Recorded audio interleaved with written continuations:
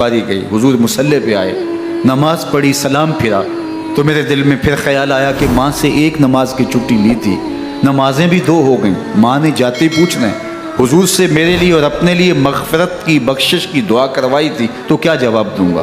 اور حضور اٹھے اور کاشانہ اقدس کی طرف چل دیے۔ اب میرے دل میں یہ خیال رہ کے آ رہا تھا کہ ماں کو کیا جواب دوں گا، میں تو حضور سے بخشش و مغفرت کی دعا کروا ہی نہیں سکا۔ جب حضور چل پڑے تو غیر ارادی طور پہ میں بھی حضور کے پیچھے چل پڑا۔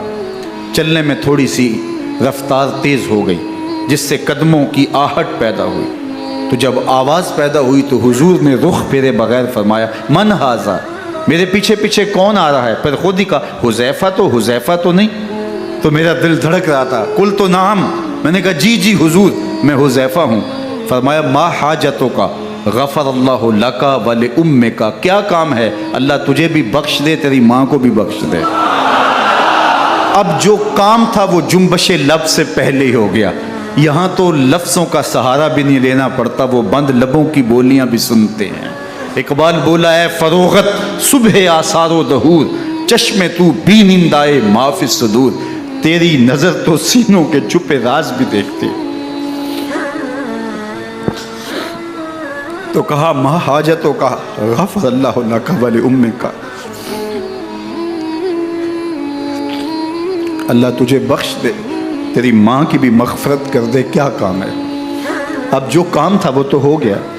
تو میرے حضور نے ارشاد فرمایا حذیفہ سنو، ابھی ایک فرشتہ آیا ہے جو اس سے قبل دھرتی پر پہلے کبھی نہیں آیا، آج پہلی مرتبہ اللہ سے اجازت لے کے 2 کام کرنے آیا ہے، ایک تو مجھے سلام کرنے آیا ہے اور دوسرا خوشخبری دینے آیا ہے کہ آپ کی بیٹی فاطمہ جنتی عورتوں کی سردار ہے اور حسن اور حسین جنتی جوانوں کے سردار ہیں۔ ایک طرف یزید ناپاک میسون کا پلیت بیٹا اور ایک طرف محمد عربی کا نواسا، فاطمہ کے دودھ کا اثر، علی المرتضیٰ کے خون کی تاثیر، رسول اللہ صلی اللہ علیہ وسلم کے کندھوں پہ بیٹھنے والا۔ ایک دن حضور نے امام حسین رضی اللہ تعالیٰ عنہ کے ہاتھ پکڑ لیے اور ان کے پاؤں اپنے پاؤں پہ رکھے اور پھر فرمایا بیٹے آگے بڑھو، اور ان کے پاؤں حضور کی پنڈلیوں پہ آئے، پھر کہا بیٹے اور آگے بڑھو، حتیٰ کہ ان کے پاؤں حضور کی رانوں پہ آئے، پھر فرمایا بیٹا اور آگے بڑھو، تو ان کے پاؤں حضور کے مبارک بطن اقدس پہ آئے، پھر بازوؤں کو کھینچ کے اپنے قریب کیا اور حسین ابن علی کے منہ میں اپنی زبان رکھ دی، اور وہ اس طرح چوس رہے تھے جس طرح کھجور چوسی جاتی ہے۔ تو اللہ کے محبوب علیہ السلام نے حسین ابن علی کو اپنی زبان کا لعاب دہن دے کر کے، وہ شیر رحمت دے کر کے، وہ کوثر و تسلیم سے پاکیزہ تر آب رحمت عطا کر کے ان کی ہمیشہ کے لیے پیاس بجھا دی، تاکہ کل کربلا کے تپتے ہوئے ریگزار میں حسین ابن علی کو پیاس کی شدت تنگ نہ کرے اور پائے استقلال میں لغزش نہ آنے پائے۔ ان نازوں سے پالے ہوئے حسین کو، ان محبتوں سے پالے ہوئے حسین ابن علی کو امتحان بھی اتنے بڑے درپیش تھے۔ یاری تیری سونا پر ازمیشاں تیریاں اگ، سونا پرکھیا جامدہ ہے نال اگاں دے لگ۔ جتنا بڑا شخص ہوتا ہے اتنی آزمائشیں بھی بڑی ہوتی ہیں۔ پیغمبر رحمت کی آغوش میں کھیلنے والا، حجرہ فاطمہ کا جانشین، مصلی رسول کا وارث، منبر رسول صلی اللہ علیہ وآلہ وسلم پر حضور کے مبارک پہلو اور گود میں بیٹھنے والا حسین، حضور کی زبان چوسنے والا حسین، حضور کے کندھوں پہ سواری کرنے والا حسین، آقا کریم علیہ الصلوۃ والسلام کے مبارک سجدے کی حالت کے اندر حضور کی پشت پہ کھیلنے والا حسین، جس حسین کا دروازہ مسجد نبوی کے اندر کھلتا تھا اور یزید کی کرتوتوں کے چشم دید گواہ تھے۔ یزید جب تخت نشین ہوتا ہے تو اسے یہ فکر ہوتی ہے کہ امام حسین، عبداللہ بن زبیر، عبداللہ بن عمر، عبداللہ ابن عباس، یہ میری بیعت کریں۔ اور وہ ولید بن عقبہ کو لکھتا ہے کہ ہر صورت میں ان کی بیعت لو، اور اگر بیعت نہ دیں تو سختی کرو۔ حضرت امام حسین رضی اللہ تعالی عنہ کو بلاوا آتا ہے کہ آپ کو دارالامارت میں گورنر ہاؤس میں بلایا جا رہا ہے، ولید بن عقبہ کا پیغام آپ کو پہنچتا ہے۔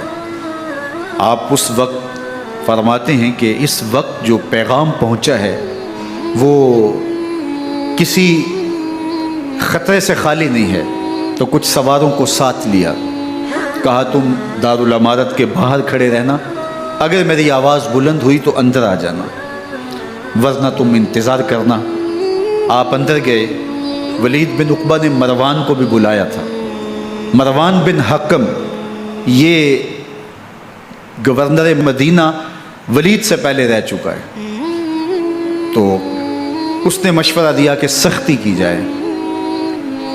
خیر ولید بن عقبہ نے کہا کہ یہ خط ہے، حضرت امیر معاویہ کا انتقال ہو گیا اور یزید تخت نشین ہوا ہے، لہٰذا وہ آپ سے بیعت کا مطالبہ کرتا ہے۔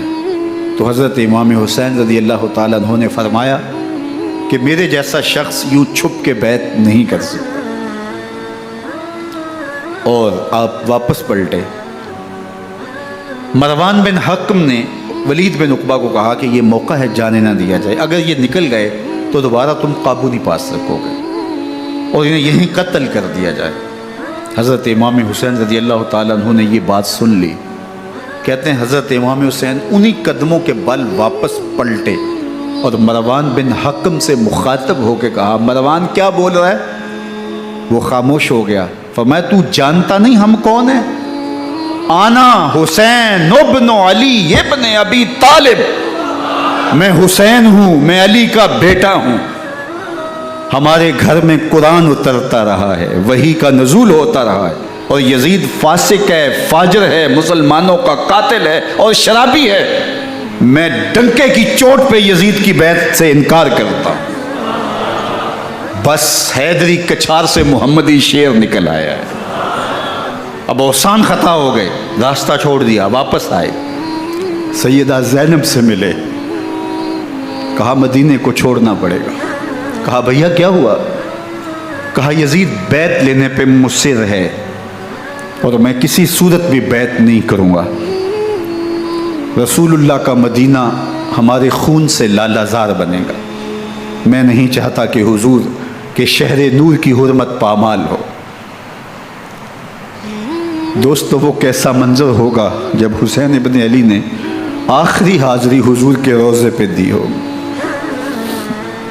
حاجی یا معتمر 10 دن کے لیے، 8 دن کے لیے، 20 دن کے لیے مدینہ المنورہ عارضی سکونت اختیار کرتا ہے، اور حضور کے روضہ انور سے، اس شہر نور سے، ان گلیوں سے، ان بام و در سے ایسا مانوس ہو جاتا ہے کہ جب واپس پلٹ رہا ہوتا ہے ان دعاؤں کے ساتھ کہ دوبارہ آنا بھی نصیب ہو، اور اسے لگتا ہے کہ میں دوبارہ بھی بلایا جاؤں گا، لیکن اس کے باوجود شہر حبیب چھوڑنا قیامت سے کم نہیں ہوتا۔ اعظم چشتی مرحوم آخری بار جب حضور کے روضہ انور پہ گئے تو بیمار تھے، ویل چیئر پہ تھے۔ باب بقی سے باہر نکلے تو خادم سے کہا کہ میری ویل چیئر پیچھے سے کھینچو تاکہ میرا رخ روضہ انور کی طرف رہے، اور وہ پیچھے سے کھینچتا چلا جا رہا ہے، اور جب باب مکہ سے پیچھے جنت البقیع کے قریب سے گنبد خضرا نگاہوں سے اوجل ہونے لگا تو اعظم چشتی مرحوم نے کہا، جان بدن سے نکلتی ہے اعظم، جان بدن سے نکلتی ہے اعظم، کوئی آسان ہے مدینے سے جدا ہونا، کوئی آسان ہے مدینے سے جدا ہونا۔ یہ اس شخص کی کہانی ہے جو 10 دن، 5 دن، مہینہ، 2 ماہ وہاں رہتا ہے، اور پھر اس شہر کو چھوڑ کے آنا اس کے لیے آسان نہیں ہوتا۔ اور مجھے بتاؤ کہ حسین جو پیدا مدینے میں ہوا، جس کے گھر کا دروازہ مسجد نبوی کے اندر کھلتا تھا، جو مسجد نبوی کے اندر پرورش پا کے جوان ہوتا ہے اور مدینے کی گلیوں میں کھیلتا رہا، اس حسین ابن علی کے لیے مدینہ چھوڑنا، اور پھر وہ اس بات کا علم اور شعور رکھتے تھے کہ یہ آخری بار حضور کے در پہ حاضری ہے، دوبارہ اس شہر نور میں نہیں آ سکوں گا، تو کیا قیامت ہوگی اور کیا منظر ہوگا۔ محمد بن حنفیہ کے علاوہ خاندان نبوت کے جتنے لوگ تھے ان سب نے شہر مدینہ کو الوداع کہا، اور رات کے موقع میں مدینہ المنورہ کو، مسجد نبوی کو چھوڑ کر کے مکہ کی جانب عازم سفر ہوئے۔ 3 شعبان المعظم کو مکہ المکرمہ پہنچتے ہیں، ادھر کوفیوں کے خطوط آنے شروع ہو جاتے ہیں۔ حضرت امام حسین رضی اللہ تعالیٰ عنہ مسلم بن عقیل رضی اللہ تعالیٰ عنہ کو صورتحال معلوم کرنے کے لیے بھیج دیتے ہیں۔ 40,000 کوفی آپ کے ہاتھ پہ بیعت کر لیتے ہیں۔ ادھر 25 پیدل حج کرنے والے حضرت امام حسین 8 ذی الحج کو احرام باندھتے ہیں، لیکن آپ کو پتہ چلتا ہے کہ حاجیوں کے روپ میں قاتل چھپا دیے گئے، تو آپ اس احرام کو حج کی بجائے عمرے میں بدلتے ہیں اور کوفے کی جانب عازم سفر ہوتے ہیں۔ کائنات والو، ذرا سینے پہ ہاتھ رکھ کے دیکھو کہ یہ کتنا مشکل مرحلہ تھا۔ اس دین کی آبرو کو بچانے کے لیے حضرت امام حسین رضی اللہ تعالیٰ عنہ نے کتنا بڑا قدم اٹھایا۔ آپ کے بہی خواہ، دوست، احباب عبداللہ بن عمر یہ سارے روکتے ہیں۔ عبداللہ بن عباس کہتے ہیں حضرت نہ جائیے، الکوفی لا یوفی، کوفی کبھی وفا نہیں کرتے، آپ کے والد کو وہاں شہید کیا گیا، لیکن آپ ایک فرض کو نبھانے جا رہے ہیں۔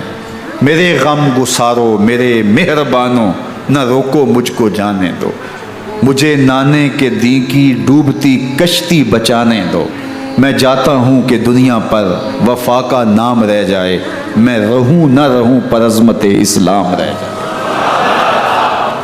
میں نہیں جاتا تو نبی کے گھر کی آن جاتی ہے، میں نہیں جاتا تو نبی کے گھر کی آن جاتی ہے، تمہارا دین جاتا ہے، میری غیرت ایمان جاتی ہے۔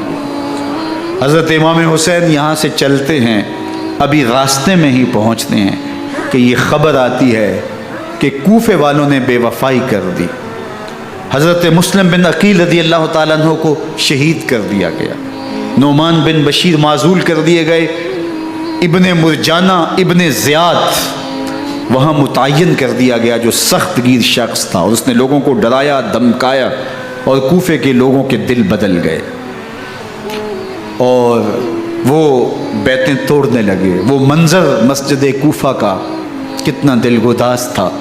جب امام نماز کے لیے کھڑے ہوئے تو 40,000 لوگ آپ کے پیچھے تھا۔ جب سلام پھیرا اور امام نے دیکھا کہ پیچھے لوگ نہیں ہیں، پھر لوگوں نے اپنے دروازے بھی بند کر لیے۔ رات کی تنہائیاں ہیں اور حضرت مسلم بن عقیل کو کوئی پناہ دینے والا نہیں ہے۔ لوگوں نے دروازے بند کر لیے کہ کہیں ہمارے گھر میں نہ آ جائیں اور ہم مشقت اور حکومتی تشدد کا شکار نہ ہوں۔ کتنا دردناک لمحہ ہے حضرت مسلم بن عقیل رضی اللہ تعالیٰ عنہ پہ، اور پھر حضرت مسلم بن عقیل بے دردی سے شہید کر دیے جاتے ہیں۔ آپ ابھی راستے میں ہیں، یہ ساری کہانی پہنچتی ہے کہ حضرت مسلم شہید کر دیے گئے اور بے دردی سے شہید کر دیے گئے۔ وہ جنہوں نے خط لکھے تھے کہ ہم آپ کے ساتھ ہیں اور ہم منتظر ہیں، چشم برا ہیں، آپ کے قدموں کی چاپ سننے کے لیے بےتاب ہیں، آج انہوں نے بیتیں توڑ دی۔ 40,000 کوفی منحرف ہو گئے۔ مسجد کوفہ کا وہ منظر کس قدر روح کو تڑپا دینے والا تھا۔ ہم پچھلے سال عصر اور مغرب کے درمیان جب کوفہ پہنچے تو سورج ڈوبنے کے قریب تھا۔ میں نے اپنی زندگی میں اتنا اداس موسم کہیں نہیں دیکھا جتنا اداس موسم کوفے میں دیکھا۔ ایسے لگتا تھا جس طرح کوفے کی آب و ہوا آج بھی شرمندہ ہے جو مسلم بن عقیل اور خاندان نبوت کے ساتھ اہل کوفہ نے کیا۔ حضرت امام حسین رضی اللہ تعالیٰ عنہ کو ان کے بہی خواہوں نے، اعزاء نے، اقربا نے، دوستوں نے، آوان و انصار نے، ساتھیوں نے کہا کہ حضرت حالات یکسر تبدیل ہو گئے، اب ہمیں مراجعت کر جانی چاہیے، واپس پلٹ جانا چاہیے۔ تو حضرت امام حسین کافی سوچ بچار میں رہے، پھر اس کے بعد آپ نے فیصلہ کیا کہ ہم آگے بڑھیں گے۔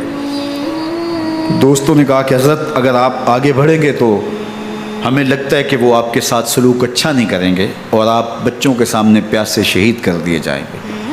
تو حضرت امام حسین رضی اللہ تعالیٰ عنہ نے وہاں ایک خطبہ ارشاد فرمایا کہ لوگوں تم جو مجھے بتا رہے ہو مجھے اچھی طرح معلوم ہے، جو تم مجھے منظر پیش کر رہے ہو وہ میری نگاہوں میں ہے، اور جو کچھ ہونے والا ہے چشم تصور وہ منظر دیکھ رہی ہے۔ چونکہ حضرت امام حسین رضی اللہ تعالیٰ عنہ کی شہادت کی خبر حضرت امام حسین کے پیدا ہوتے ہی خاندان نبوت میں عام تھی۔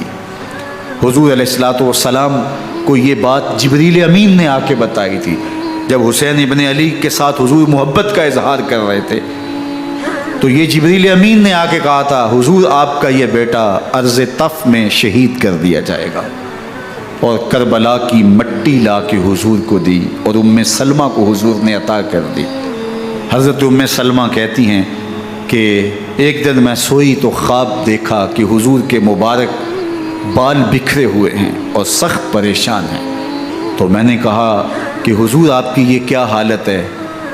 وَبِيَدِهِ قَارُورَةٌ، اور حضور کے ہاتھ میں ایک شیشی ہے، فِيهَا دَمٌ، جس کے اندر خون ہے۔ تو میں نے کہا حضور یہ کیا؟ فرمایا میں قتل گاہ حسین سے آ رہا ہوں اور یہ حسین ابن علی کا خون ہے۔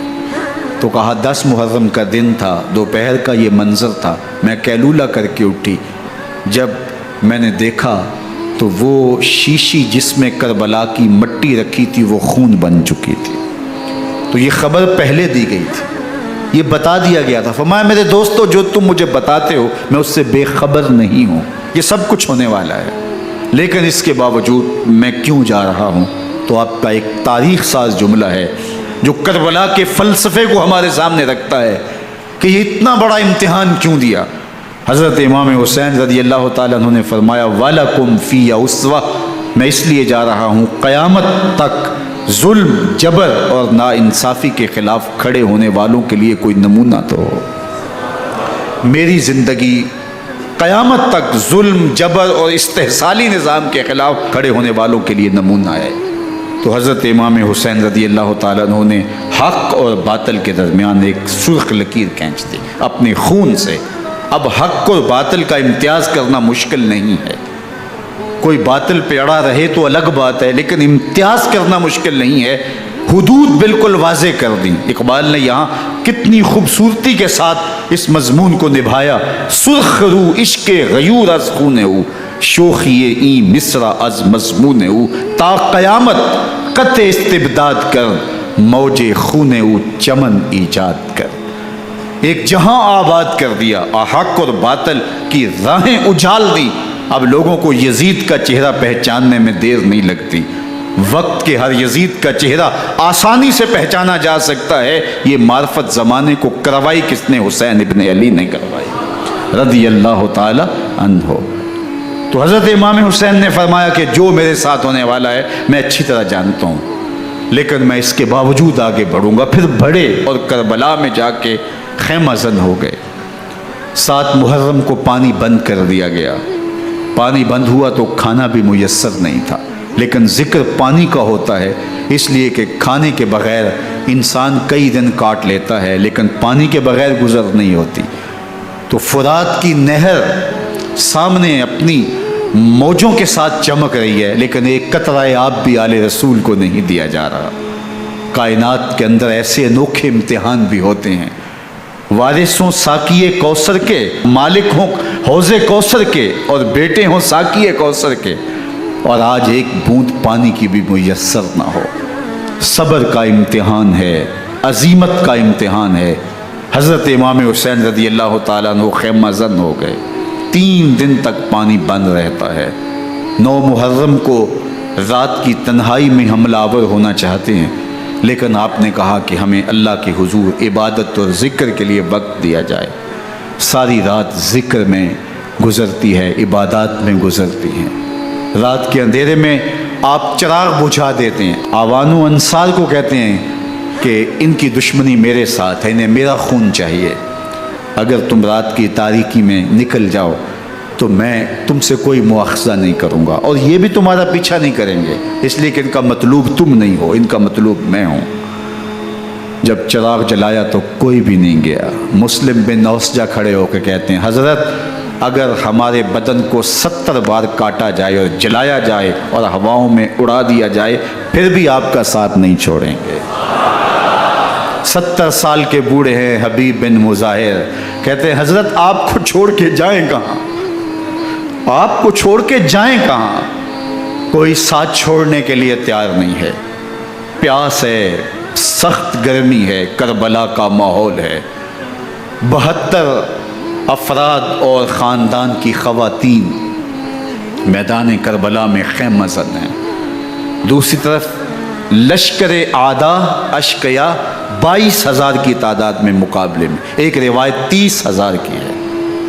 ان صرف 72 پیاسے لوگوں کے لیے اتنے لوگوں کو جمع کرنے کا مقصد خوف زدہ کرنا تھا۔ شرط ہے کہ یا یزید کی بیعت کر لیں، محاصرے توڑ دیں گے، پانی دستیاب ہوگا، اعزاز و اکرام سے نوازا جائے گا، خزانوں کے منہ کھول دیے جائیں گے۔ لیکن حسین ابن علی کہتے تھے سب کچھ لٹ جائے گا، باطل کے ہاتھ پہ ہاتھ نہیں رکھوں گا۔ اللہ اکبر۔ اب صبح طلوع ہوتی ہے، عاشور کا دن چڑھتا ہے، سورج اپنی پوری تمازت کے ساتھ گرمی برسا رہا ہے۔ آج خاندان نبوت کا امتحان زمانے نے دیکھنا ہے۔ رسول اللہ کا لعاب چوسنے والا اس کے صبر کا آج امتحان ہے، حضور کے کندھوں پہ کھیلنے والے حسین کا آج امتحان ہے۔ اللہ اکبر۔ حسین ابن علی تمام حجت کرتے ہیں میں نے تمہارا کچھ نہیں بگاڑا، میں نے کسی کا خون نہیں کیا، میں نے کوئی زیادتی نہیں کی، تم کیوں میرے قتل کے در پہ ہو؟ تم جانتے نہیں میں کون ہوں؟ میں تمہارے نبی کا نواسا ہوں، رسول اللہ صلی اللہ علیہ وآلہ وسلم کے کندھوں پہ کھیلتا رہا ہوں، حضور کا لعاب چوستا رہا ہوں، اور میں بوسہ گاہ رسول صلی اللہ علیہ وآلہ وسلم ہوں۔ لیکن ان اشقیاء کے دل پر کوئی چیز اثر انداز نہیں ہوتی۔ ایک ہور ہے، اللہ اس کے دل میں نرمی ڈالتا ہے۔ پہلے تو امام حسین کو گھیر کے لے کر کے آتا ہے، لیکن بعد میں وہ قافلہ یزید سے قافلہ حسین کی طرف آ جاتا ہے۔ امام حسین فرماتے ہیں تو دنیا میں بھی ہور ہے، آخرت میں بھی ہور ہے، آزادی مل جاتی ہے۔ باقی 22,000 کا لشکر جرار امام حسین کے قتل کے در پہ ہے۔ پھر تاریخ نے خاندان نبوت کا وہ انوکھا امتحان دیکھا۔ حضرت امام حسین کے بچے بالخصوص خواتین پیاس کی شدت میں حلق خشک ہیں۔ حضرت سکینہ تڑپ کے اپنے باپ سے کہتی ہیں کہ مجھے 6 ماہ کے علی اصغر کی پیاس نہیں دیکھی جا رہی۔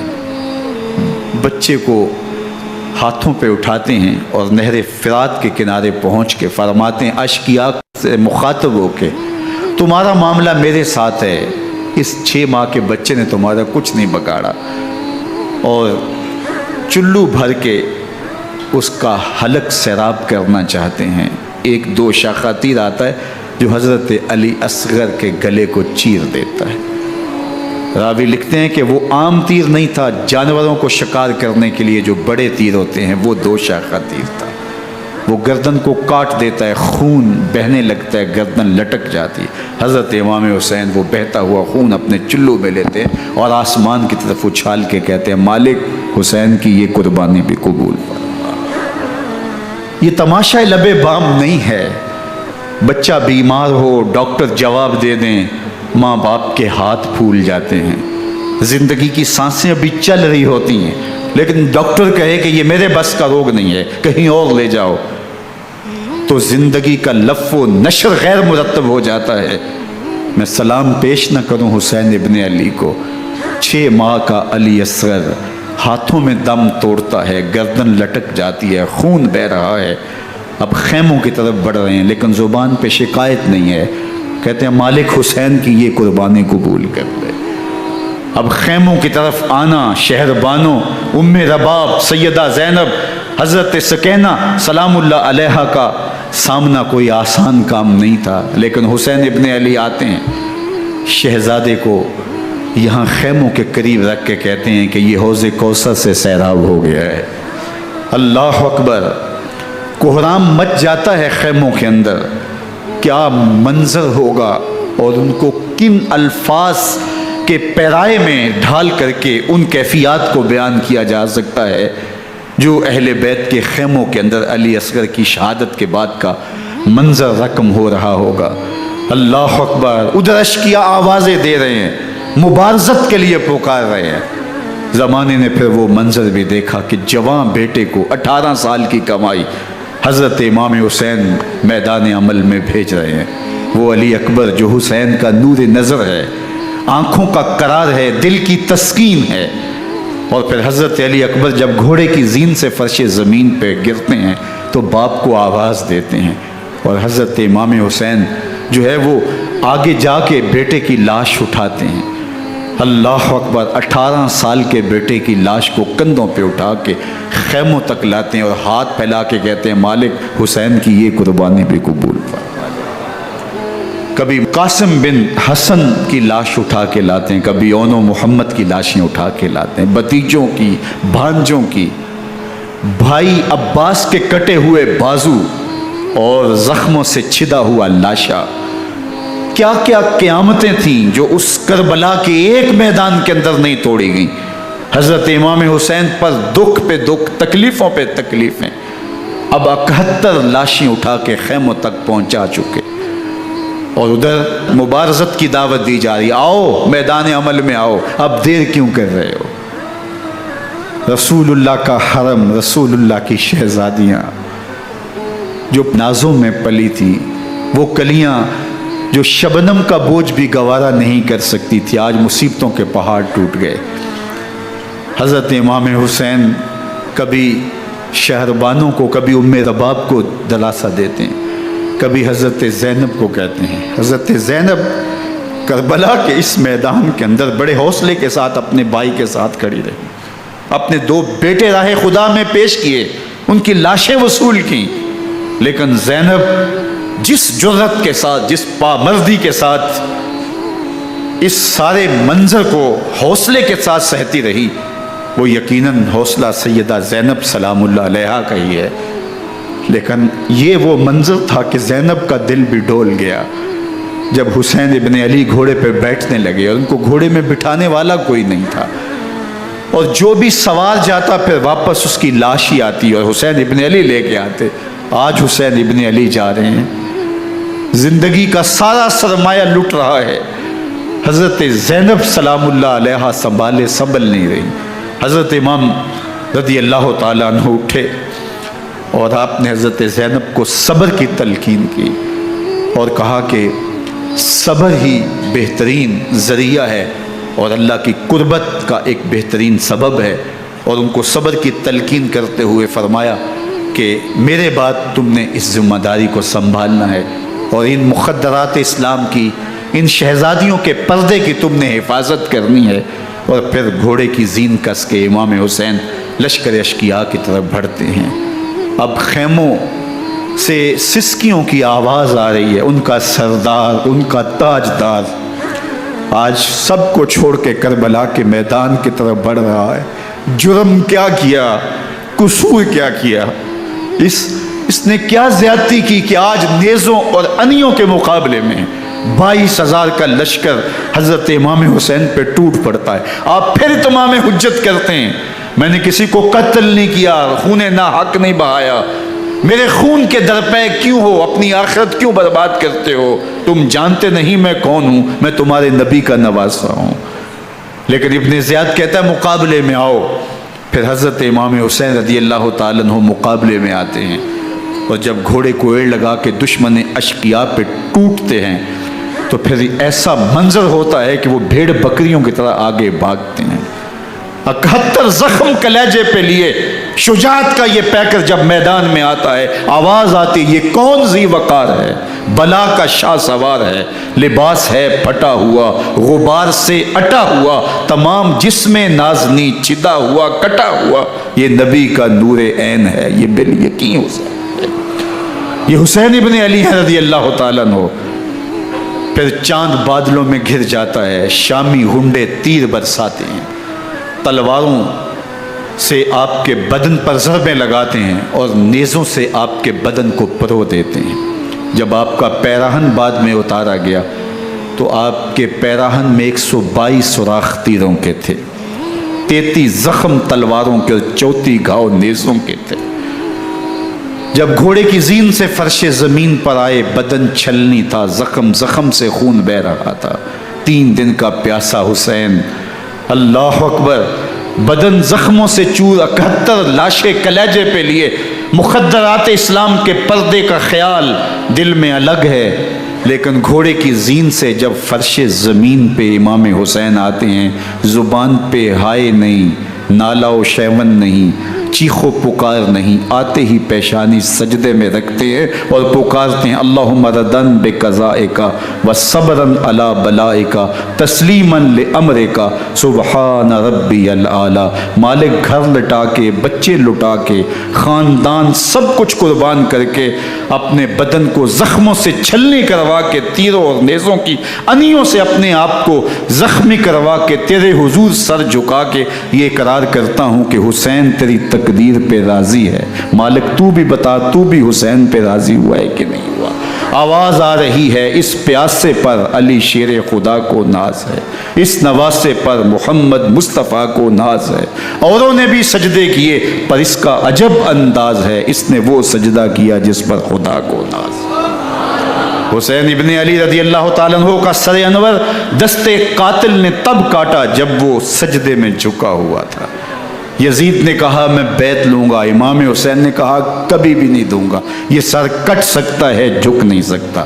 سر کاٹ کے نیزے کی نوک پہ چڑھا دیا گیا اور یہ اس بات کا اعلان تھا کہ ہم جیت گئے اور حسینی ہار گئے، اور لشکر یزید میں غوغا مچ گیا، نقارے بجنے لگے کہ ہم جیت گئے، دیکھو امام حسین شہید کر دیے گئے، اور سر کاٹ کے نیزے کی نوک پہ چڑھایا گیا۔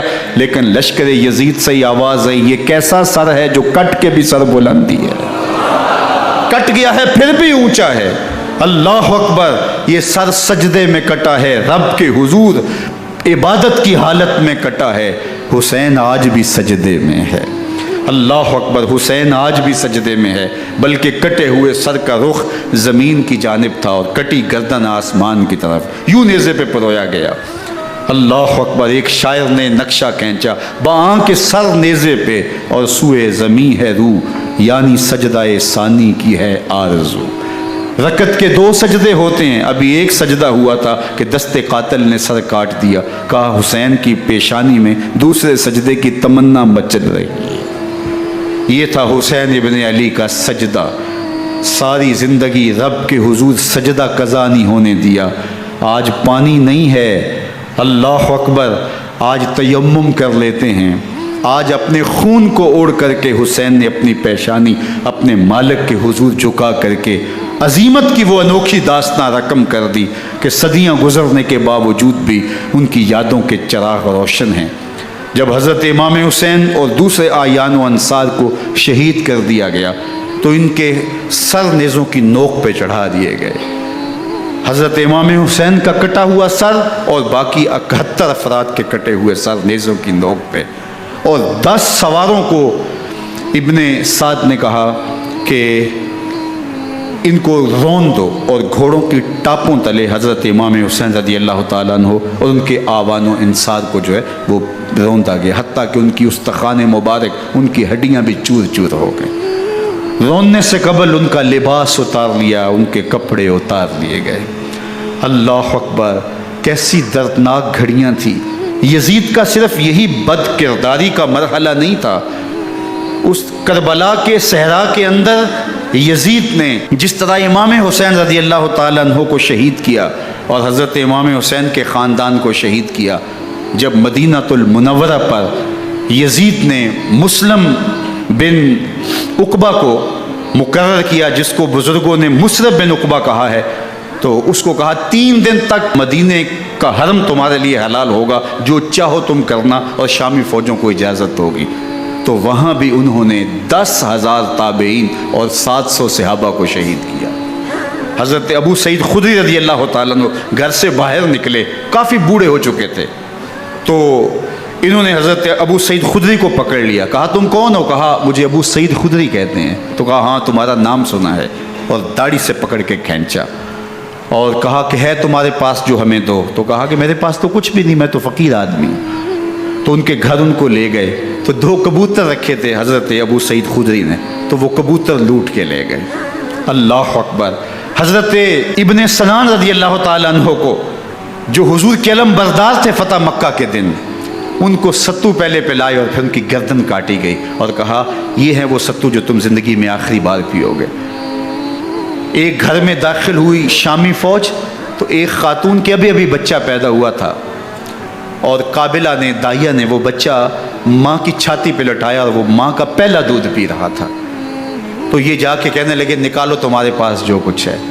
تو اس خاتون نے کہا تم جانتے ہو یہ بچہ کون ہے؟ تو انہوں نے کہا ہم نہیں جانتے۔ کہا یہ حضرت ابن ابی کبشہ انماری رضی اللہ تعالیٰ عنہ کا بچہ ہے، اور یہ وہ صحابی ہیں کہ جو بیت الشجرہ کے موقع پہ حضور کے ہاتھ پہ بیعت کرتے ہیں۔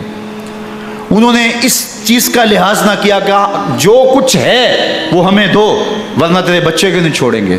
تو ماں بچے سے مخاطب ہو کے کہتی ہے، ابھی بچہ پیدا ہوا ہے اور ماں سے پہلا دودھ پی رہا ہے، کہ بیٹے اگر میرے پاس کچھ ہوتا، وہ قیمتی سے قیمتی چیز بھی ہوتی، تیری جان کے لیے قربان کرتی، لیکن اس وقت میرے پاس کچھ ہے نہیں۔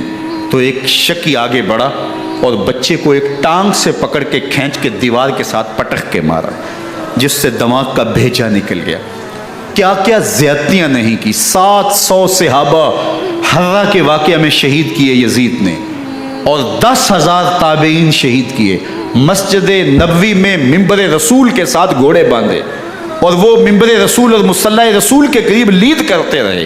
حضرت سعید بن المسیب فرماتے ہیں میں نابینا تھا اور حضور کے روضہ انور کے پاس بیٹھا تھا، اور یزید کے سپاہی آتے، جو بھی مسجد میں نظر آتا پکڑ کے لے جاتے، مجھے نابینا سمجھ کے چھوڑ دیتے، لیکن میں پریشان تھا کہ ظہر کا وقت ہوگا، عصر کا وقت ہوگا، مغرب عشاء کا وقت ہوگا، نہ اذان نہ اقامت نہ جماعت، تو کیسے مجھے پتہ چلے گا کہ نماز کا وقت ہو گیا، اور کیسی میری نمازوں کا کیا بنے گا؟ میں اس فکر میں بیٹھا تھا۔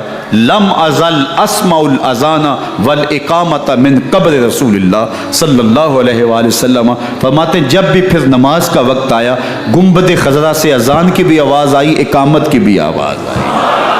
3 دن تک مسجد نبوی کے اندر گھوڑے بندے رہے اور مدینہ کی حرمت پامال کی۔ مدینہ کے گھروں کے اندر یہ بدکماش داخل ہوئے، اور جو بدکاریاں انہوں نے کی کلیجہ منہ کو آتا ہے۔ 1002 شیزائیں ان بدکاروں کی بدکاریوں کی وجہ سے کنواری حالت کے اندر حاملہ ہوئی۔ 3 دن تک مدینے کا حرم انہوں نے پامال کیا، اور پھر مکہ المکرمہ میں کعبۃ اللہ پر گولے برسائے، اور کعبہ کا غلاف جل گیا۔ وہ تو یزید مر گیا، اور حضرت عبداللہ ابن زبیر رضی اللہ تعالیٰ عنہ نے اپنی خلافت کا اعلان کیا۔ یزید کے یہ کرتوت تھے، ادھر اہل مدینہ کو ستایا، ادھر اہل مکہ کو ستایا، اور رسول اللہ صلی اللہ علیہ وسلم کے خانوادے کی بے حرمتی اور توہین کی۔ نہ صرف انہیں قتل کیا گیا، ان کی لاشوں پہ گھوڑے دوڑائے۔ ابن سعد اور شمر جو ہے وہ خیموں میں داخل ہوا اور مخدرات اسلام چادریں چھیننے کی کوشش کی۔ حضرت زینب سلام اللہ علیہ نے مخاطب ہو کے کہا ہمارے چہرے کے رکھوالے چلے گئے ہیں، ظالم تو خیال نہیں کرتا ہم رسول اللہ کی بیٹیاں ہیں۔ حضرت شہربانو، حضرت زین العابدین اور حضرت زینب سلام اللہ علیہ، ان تینوں کو ایک اونٹ پہ باندھا گیا، اور باقی اونٹوں پہ باقی سادات کو، حضور کی شہزادیوں کو باندھا گیا، رسیوں میں جکڑا گیا، اور اونٹوں پہ باندھ کر کے کوفے کی جانب آگے آگے شہیدوں کے سر چل رہے ہیں، اور پیچھے یہ قافلہ چل رہا ہے۔ اور جب یہ قافلہ وہاں سے گزرا جہاں لاشیں پڑی تھی، امام زین العابدین 14 سال کے تھے اور بیمار تھے، اور ان کا حوصلہ نہ ہوا، وہاں غشی ان کے اوپر آنے لگی، اور وہ منظر ابن کثیر نے، باقی لوگوں سب نے لکھا ہے کہ کہ پھر جب ان کی یہ حالت ہوئی تو پھر سیدہ زینب سلام اللہ علیہا، جنہوں نے ابھی تک بڑے حوصلے کے ساتھ ساری مشکلات کا مقابلہ کیا تھا، اب ان کے بندھن ٹوٹ گئے اور آنکھوں سے آنسو بہنے لگے، اور سیدہ زینب تھے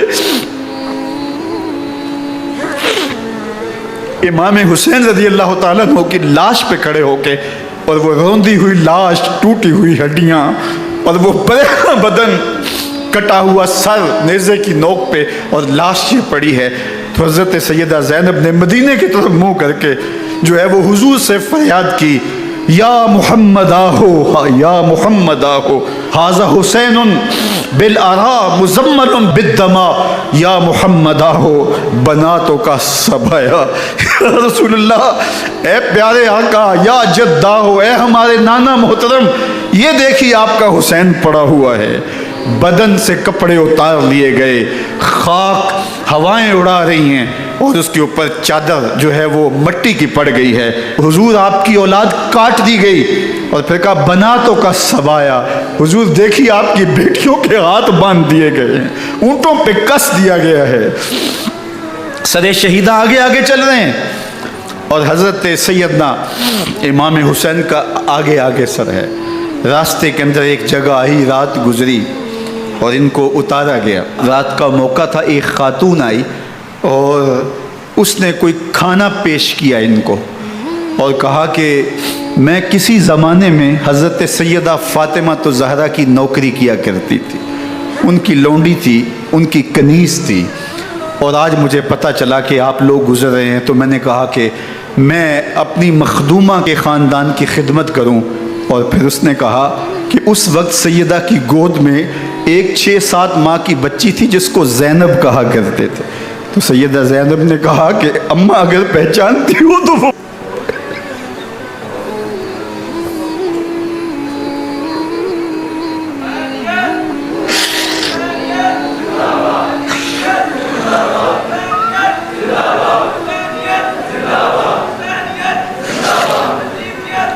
یہ تاراج اور لٹا ہوا کارواں پھر وہاں سے کوفے میں کیسے پہنچا، اور کوفے کے اندر سیدہ زینب سلام اللہ علیہا نے وہ یزید کے دربار میں، ابن زیاد کے دربار میں وہ جرأت آمیز جو باتیں کہیں، اللہ اکبر، زینب کی زبان میں علی کی خطابت بول رہی تھی، اور پھر دشمن اور دوست سارے رونے لگے، اور وہ کیا دل گداز منظر تھے، اور پھر یہ سروں کا قافلہ اور سادات کرام کا مشکیں کسی ہوئی ہیں اور اونٹوں پہ باندھے ہوئے، ان کو وہاں سے پھر قادسیہ اور قادسیہ سے پھر دمشق یزید کے دربار میں پہنچایا گیا، اور وہاں سے یہ لٹے ہوئے خانمہ برباد تاراج لوگ مدینہ المنورہ میں کیسے پہنچے، اور اہل مدینہ نے کیسے استقبال کیا، اور وہ منظر کتنا دلگداز تھا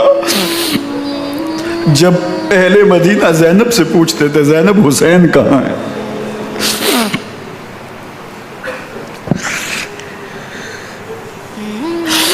بے مروت بے وفا تیرا بھی کیا افسانہ ہے، جس نے اپنی ہی شمع کو گل کیا تو وہ پروانہ ہے، اپنے پیغمبر کے شہزادوں کو اور اپنے پیغمبر کی شہزادیوں کو جو دکھ اس امت نے دیے، یہ کائنات کی ایک انوکھی داستان ہے۔ اللہ ہمیں اسوہ شبیری پہ عمل کی توفیق عطا کرے اور ان کے نقوش پاک کی برکتیں دے، اہل بیت کی محبت ہماری روحوں میں جذب کر دے، اور جس عظیمت کے ساتھ، جس حوصلے کے ساتھ انہوں نے دکھوں کو جھیلا، جو دہکتی آگ کے شعلوں پہ سویا وہ حسین، جو جواں بیٹے کی میت پر نہ رویا وہ حسین، جس نے سب کچھ کھو کے کچھ نہ کھویا وہ حسین، مرتبہ اسلام کا جس نے دوبالا کر دیا، خون نے جس کے دو عالم میں اجالا کر دیا، جو کہ سوزے غم کو سانچے میں خوشی کے ڈھال کے، مسکرایا موت کی آنکھوں میں آنکھیں ڈال کے، اے حسین ابن علی تم پر سلام، نازش آل نبی تم پر سلام۔ ذرا میرے ساتھ یہ پڑھ لیجئے، اے حسین ابن علی تم پر سلام، نازش آل نبی تم پر سلام، تم پہ لاکھوں رحمتیں لاکھوں سلام، اے شہیدان محبت کے امام، لالا گوں لالا بدن لالا کفن، اے چمن اندر چمن، زندگی ہی زندگی تیری حیات، اے حیات اندر حیات، افتخار ملت بیضا ہے تو، رب کعبہ کی قسم یکتا ہے تو، فخر کا دل میں دریچہ باز کرنا چاہیے، جن کا تو آقا ہے ان کو ناز کرنا چاہیے۔ وآخر دعوانا ان الحمدللہ رب